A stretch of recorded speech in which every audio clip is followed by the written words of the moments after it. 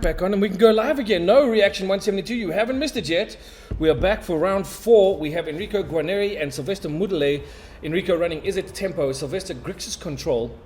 Match is underway. 2 Dragon Mage channels are really on the board for Enrico, so a good start on that side. Oh, very good. Going through his deck already, trying to set up the Delirium so they can start attacking for quite a bit. And yeah, it'll be interesting to see how quick this tempo deck is against this Grixis deck. Velek Seymour, I can check into that for you. I'm pretty sure he is with a name like that. Yeah. Enrico, I would believe, is a very Italian name. Yep. So just having a quick look at the deck lists again to make sure of what's going on here. And we must admit, it's very interesting. This Grixis deck is not a very common deck that we've seen before, but yeah, quite a bit of one-offs and a lot of your classical control cards. Okay, so there's a swing from the Dragon Mage Channeler, which is, I think, only 1 damage? Yes, or is that 2 I believe so. There's only 1 now. So Sylvester goes to 19. We can check on that real quickly, make sure that we're not talking the nonsenses.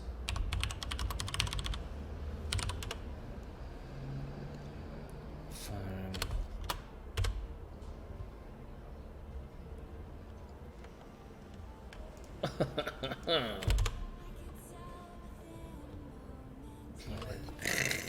Go back on there. Utah. So he's sacking the land, searching for, looks like a basic swamp there. Right, Dragon Rage Channeler. There we go. No, this is a totally different card, dude. I didn't know there was a Dragon Rage card. Okay. Something we find out every day, hey? Okay, now you've got to look up there and see what's just been played. That is a Thoughtseize. He's looking at his hand. He's got a counter spell. He's got a Archmage's Charm and the Merc Tide. No, what is the name of that creature? I'm not Dragon. sure, but we can't spell, and that's the God's honest truth. There we go. So it's a 1/1 from the Dragon's Rage Channeler. There we go. Are those both Thoughtseizes? 2 Thoughtseizes? Oh wow, it is. So I think he just wants to make sure he gets rid of those 2 cards.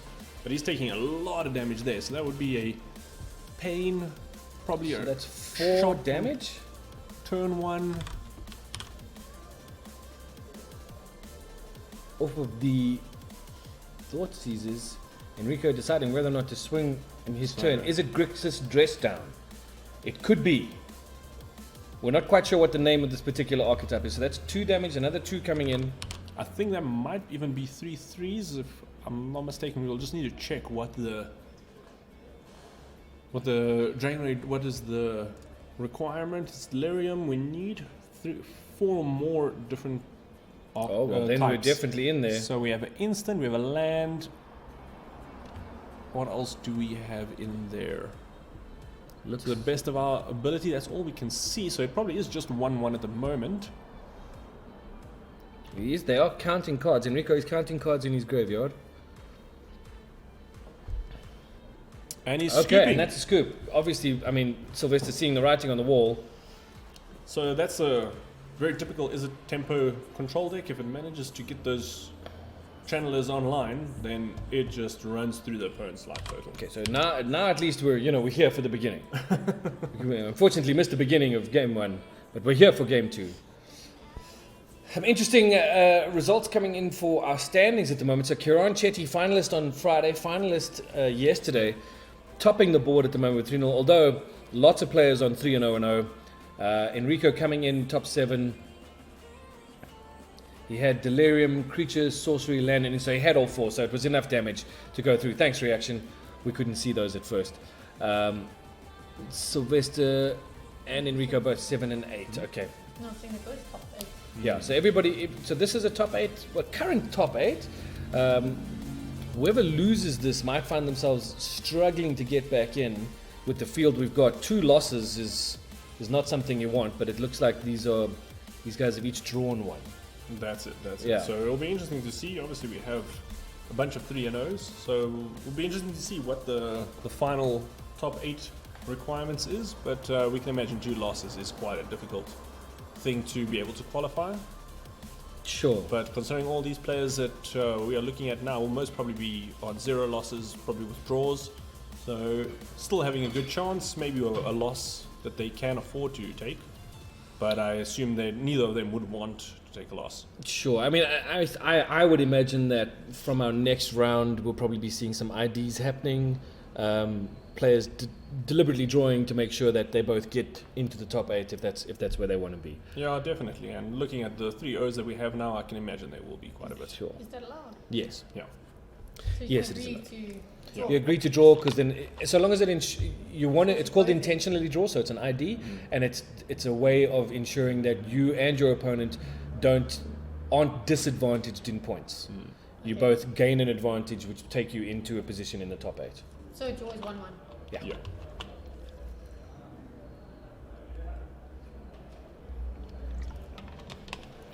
But it's unlikely that they'll get in the top 8 with those top 6 being 2-0. Well, it all depends. At the moment, like we say, I mean, we've kind of, in terms of the players who were here for the event, 2 losses kind of puts you out of the picture of top 8. Like in general, it's very difficult for you to get in there unless you've got. It would be like a bubble. You'd be on the very, very edge trying to get in. So anyone who's got 2 losses at the moment probably is looking at dropping because there's probably no chance of them getting through. But 3 wins and a half or 4 wins and a half, that bit gets you closer to top 8. The guys who are running undefeated have always got the better chances to get into top 8. So I would imagine looking at those top 4, definitely. Well, I mean, anybody who's on 3-0 right now is in the prime position to stay in top 8. Yeah. So it all depends on the next results, and we'll have to see what happens in round 5 and 6. But I would imagine in round 5 and 6 we are going to be seeing a lot of IDing, where players are saying, listen, let's rather not take a chance on you losing and dropping out of the top 8, let's draw and we'll both go to top 8. You know, Also, it's advisable if you're going to go into ID, it's better to do it in a round sure, Yeah. because then both of you have got high rankings, so you get more points. correct. Yeah. So even if you've got the same number of points as somebody else, because you've technically beaten or playing against tougher opponents, Yeah, your ranking will be higher, so you may go through even on the same number of points. correct. And then seeding becomes a thing in top 8 because your top seed plays your bottom seed. It's a reversed order all the way through. So first position plays 8th. Why? Because I can lose. Just as an advantage. It's just it's an advantage for you as the top seed. Yeah. As a guy that Doesn't always came work. first. Doesn't always work. Yeah. You know, it Doesn't could be always that work. The person who comes in 8th is playing the only deck that has a chance of beating you. Yeah. Mm. It has happened many times. So it does. Sometimes, I mean, when you look at it, it seems a little unfair that your best finish is playing against your worst finish. And I say those words not trying to demean the eighth position, Talk but about the result, you know, not the player.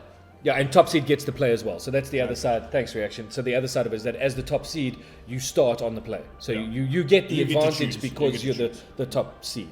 That's it. And so that's what you're pushing for when you're looking for the IDs. You want to make sure that you get that advantage going into top 8. Or whatever advantage you can get as you go into top 8. You obviously want to sort of get some level of benefit for trying to aim at the top position in the top 8.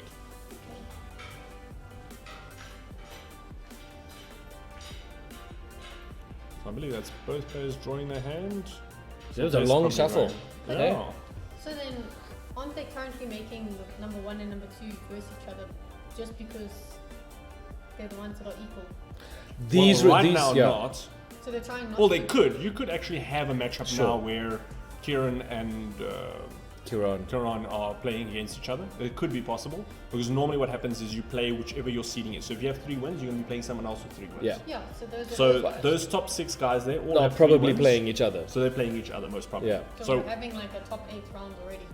Well, you're having a top 8 round already, but there's no elimination. There's no- So these there's- people yeah. still play on. Top 8, if you lose, you're out. You don't get a chance to and go first. reaction 172 just coming back in saying that if you're on the play in Modern, it's a huge advantage because Modern is as fast as it is. Because you want to be able to just get out there, play your spells, get the advantage over your opponent, and just go for the win. Did we miss a Mdaly? I do think they both took a money. We'll have to see now how many cards they return. I can see Sylvester's already put 1 out that he looks like he might be dropping. Okay, Enrico drops 1, from Enrico. and Sylvester drops 1, so both keeping 6. Looks like it. And off we go. First turn Inquisition, as Wow. expected. So look in his hand, he has a lot of counter spells. He does have... Expressive Iteration has got to be the target. I think the 1-mana Ragavan will be the number one target. Okay, there you go. Ragavan gone. He's only got one land, so I think he's relying on the fact that he might be slow on getting the other land, and you don't want to Ragavan out if you don't need to. Sure. So now no play, and depending on what he drew Yeah. for Enrico. DRC and Ragavan being what they are. Okay, that's a polluted delta, which he's going to crack straight away. Pays the 1 life for that, doesn't That's he? it. Yeah. So And Sylvester just goes see to if he's gonna 19. go for a shock. He is going to go for a That's shock. a watery grave. Am I right? Watery grave? That is right. Okay. We'll see now if he shocks it in, maybe playing a 2-mana spell or keeping 1 mana open. Yep. Shocking it in, so taking another 2 damage goes to 17. 2 mana playing a Croxer. Very interesting. I So- think he knows that his opponent has no early board presence, And so so now it's a perfect time no to drop response. the Croxer. So Taking the card out of his hand and having it in the graveyard for him to build up to be able to play it to later on. Rico for 4, I think it is 2 black, 2 red. That's it. And considering the Izzet tempo deck is very unlikely to play some sort of bounce spell or a 6-mana burn spell, it's very unlikely. Yep. That Croxer could be very deadly later on. Okay. Snapcasting in, I believe it is his turn, which is very interesting. And a he wants to Thoughtseize. Thoughtseizes. Okay. Considering he's still on 1 mana, I think he's in a very good position now to just keep the pressure on. Getting rid of... Grixis Dress Down says reaction. Very cool deck. Okay, so we can Okay. update the name. Thank you so much. Dress down. Okay. So he got rid of the counter spell. He wants to make sure that all of his... Oh, didn't draw a missed a land. That is very difficult for game 2. Swing. Scene for 2. 2 damage. Does he have enough mana? What is he looking for? Another Inquisition. Wow. That is impressive. Off 2 Inquisitions, he's gotten 3 cards because of the Snapcaster, which is And amazing Expressive value. Iteration goes into the bin. And getting out his 4th land, will he have some instant spell to be able to mill his library so that he can... Interesting what's happening now. Oh, okay, so 1 land comes to play tapped and then he's paying with the other land. That's probably what he's discussing. And then he's obviously discussing that he played the previous Inquisition with Snapcaster. Sure. That is why he's used 3 Inquisitions effectively. Correct. This is a rough deck, my word. That definitely is addressed down mode. She's like, it's like you may not have cards. Yeah. And also the unfortunate part is Enrico is really stuck Okay, with and lands. another 2. You don't want to be turn 4 without any lands. No. That is difficult. Okay, finally, second land on the board for Enrico. Not sure if that's going to make too much of a difference at this point. Yeah, he's lucky enough at the moment that he's only got a Snapcaster attacking at him. Sure. So he can take a couple of turns getting hit. But I don't think he wants to have a couple of turns getting hit. Especially not with the threat of Croxer coming out of that graveyard. No, definitely. So definitely Expressive go for the- Iteration? He wants to get his card advantage now while he has nothing else to play, which is probably a good play. He'll probably lose out on one of the exiled cards. Actually not. There we are. Exiled card for the Mishra's Bauble, which can be played for 0. Can be played So for he doesn't 0. actually lose Oh, it's out on 2 of them. 2 of them, that's very interesting. That's going to be a good draw step for him next turn. Hopefully getting him back into this game, because at the moment Sylvester doesn't have any big presence on the board. Cracking one Okay. clue to see in the beginning of his opponent's turn what he has. I think Enrico just laughed at what he saw. Cracking another one, wants to see another card. Oh, that looked Colligan's like a Command. Colligan's Command. Another swing, so another 2 damage.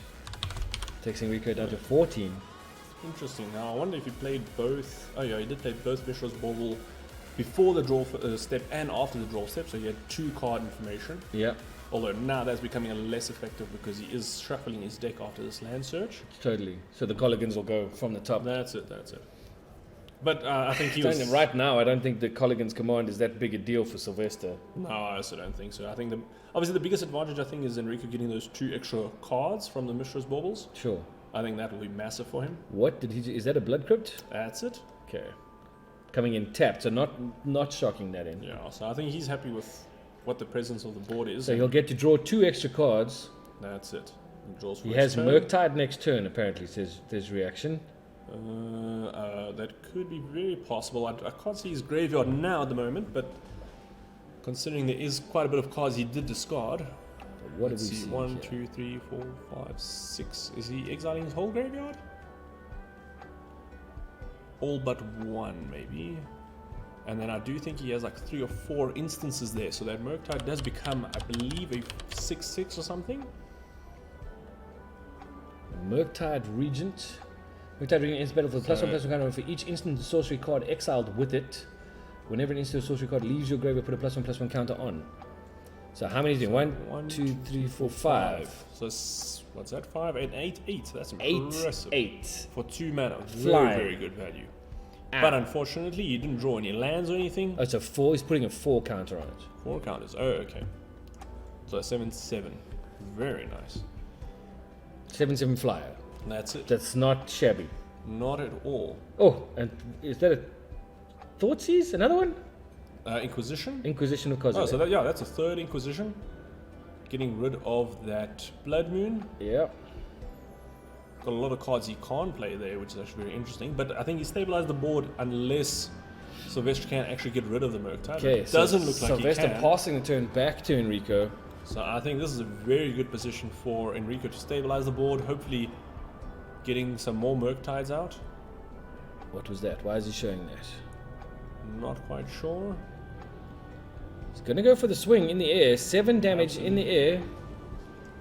Takes Sylvester down to 10. Puts him on a 2-turn 2-turn now. clock now. So I think this is very good position for Enrico. Simply because the damage that Sylvester's doing is just not good enough right now. Absolutely. Milling 2, hopefully Drawing a draws a card. land. No land, that is No so land. unfortunate. So many cards coming out of his library and no lands. Doing it again. Wants to draw a card, scrying 2, hopefully he can set himself up some more lands. But as you can Good. see, this deck is such a good tempo deck. I mean, it just cycles through Sure. so much of the cards that when he drops these Murktides, they're just 7/7, 6/6s. Something that's not very easy to deal with unless you have the cards Correct. in hand. On the end tip, that looks like, what is that? Terminate Dreadball. or a Drown in the Dreadball. Lock. Drown in the lock? I Yes, that's a think drown in so. the lock. Drown in the lock takes care of the Murktide. Interesting. So we'll see now if he has. Swing for 2. Very well done. And we must obviously. Oh, there we are. Oh, and there's the Croxa's Croxa. coming out. Very Exiled, so interesting. Croxa comes in as a 6/6. Enrico has to discard a card. If he discards a land card, he loses 3 life. That's it. And this will happen every time Croxa attacks. That's it. Very good presence at the moment, but unfortunately he does have enough cards in the graveyard, so he can bring out another Murktide. Sure. Oh, and there's the land he's been looking for. Cracks That's it it. straight away. Does he take pain from that? Does take pain. We'll see now if he shocks. It could be, but I doubt it because I think he's got the colors he Okay, needs. there we go. So He's got a snow-covered island in there. snow-covered island. He's got to watch his life total now with Croxa there. Absolutely. Croxa's I a think big if he boy. can get the Murktide out again and he doesn't have another creature kill in hand, Yep. because the one thing we probably missed out, but he couldn't use Drown in the Lock on that Murktide before until he actually milled cards into his own graveyard. Correct. So Okay, it looks like very interesting position, but he's got the 2 blue. Murktide comes down. I think he has a pretty decent Here board we go. presence. 2, 3. Looking So I for think- instants and sorceries. That's it. I think he just wants to see what he has in his graveyard so he can make his decision. Obviously, the instances he wants to get rid of because he wants to make this thing as big as possible. He's only, at the but- moment, he's only got 3. At the moment, only 3, which is actually quite critical because he'll only be able to block and trade with Croxa Yep. and not be able to actually keep a big defender out on the board. So, as you can see, he's not even getting rid So, of the... so he's exiling 5 to make it a 2 mana cost, but the instant and sorceries with 3, so it should come in with 3 counters on it. did he exile the instance of sorceries? Let's just have a look. I think he didn't, but... No, he did. He put them under the pile. Oh, okay. So it's a It is a 6/6 flyer, which means he will be able to block the Croxer out. That's it. But obviously now you are going to be, well, you won't be taking 3 damage because you'll be discarding a card. And if you're not discarding, if trading you're for discarding a non-land card, you're Yeah. fine. The wording on Croxer was very strange Yeah. about that. And strangely enough, I think that's probably one of the reasons why Croxer wasn't as good as it was when it came out. Sure. If it had any card, I think that would have been a very, very good card. Very Much better powerful. placed than what it is now. I still think Croxer's a really good card. Absolutely. But I think also if they made it any land Sure. or any card, Any sorry, card, discard a card. I think it would have been even harder on the opponent. Yeah. Taking all those extra damage. Okay, With so some nice burn spells. Sylvester making a count. Not sure what he's counting for.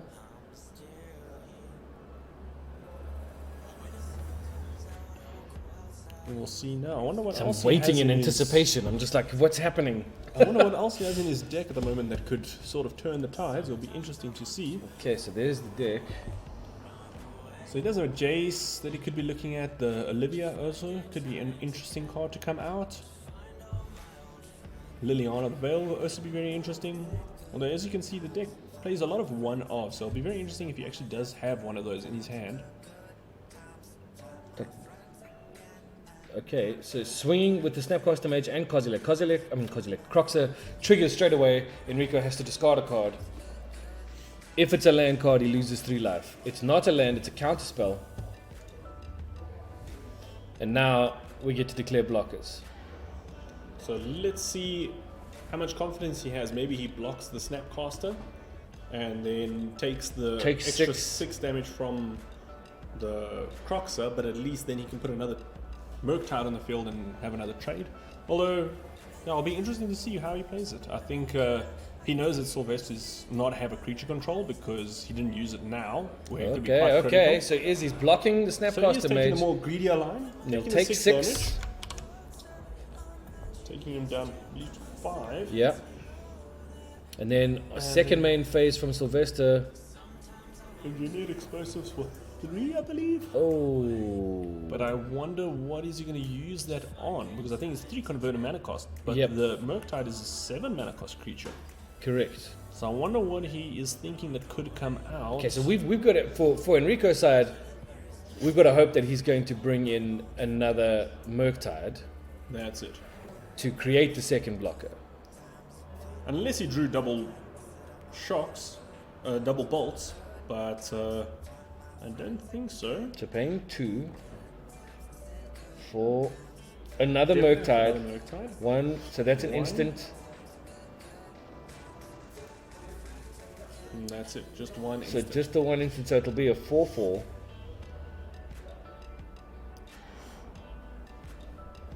So now the interesting part is knowing that he doesn't have any creature control. Will he take the risky play where he swings with the 6/6, I the would. 2-turn clock on I would. Sylvester? I would. Oh, it becomes a 7/7 because he's exiled another instant. I think it only gets an extra counter if So isn't it only swinging from for his 7. dual ability? I don't think it comes from exiling any. No, I think it's when you exile. Oh, it could be, could be. So now he's on 3. Whenever an instant or sorcery card leaves your graveyard, put a plus Oh, one plus one yeah, counter on Murktide absolutely. Regent. So he's got Okay, a so fatal push. fatal push to get rid of that one. Will he draw? No, Will he top deck the card to get rid of the other He Murktide? fatal pushed the Dragon Rage's channeler. That's it. Card in hand. What does he have? Does he win it from here? I don't think so. I think if he had it, Oh, will he be able to crack it and get that's the thing he the of needs? Progenitus. What's that? Relic of Progenitus. Progenitus. Relic of Progenitus. Drawing another card. This will be interesting to see. If he draws a card, he's got the game. I don't think he has. So Relic of Progenitus, target player exiles a card from his or her graveyard, pay 1, exile Relic of Progenitus, exile all cards from all graveyards, draw a card.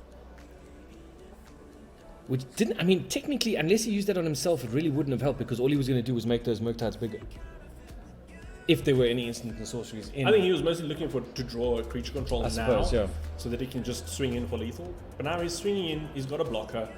If he doesn't have an answer for the other Murktide, I think it's basically game. So swinging with Croxer, Getting rid of block, block. chumping Guys. with the Murktide, Does he have a Discarding the creature Jace. control? Ooh, I believe I saw a Snapcaster there. And I don't think he has a creature. Oh, he's exiled all cards in graveyard, so Yeah. that doesn't even help. And that's it. Concede by Sylvester. Unlucky there. Unlucky. But a very interesting show from What the a great Grixis game. I'm deck. surprised this isn't a Lurus deck. Typically, this archetype is Lurus. Let's just go through that for you really quickly. Reaction. No, top one. So the top one, there No, isn't a Lurus.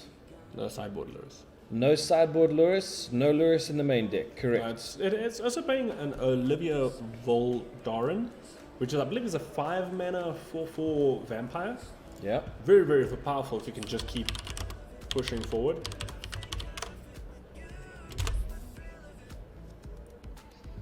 So yeah. 4/4 for Four. a 3/3 flyer, Yeah.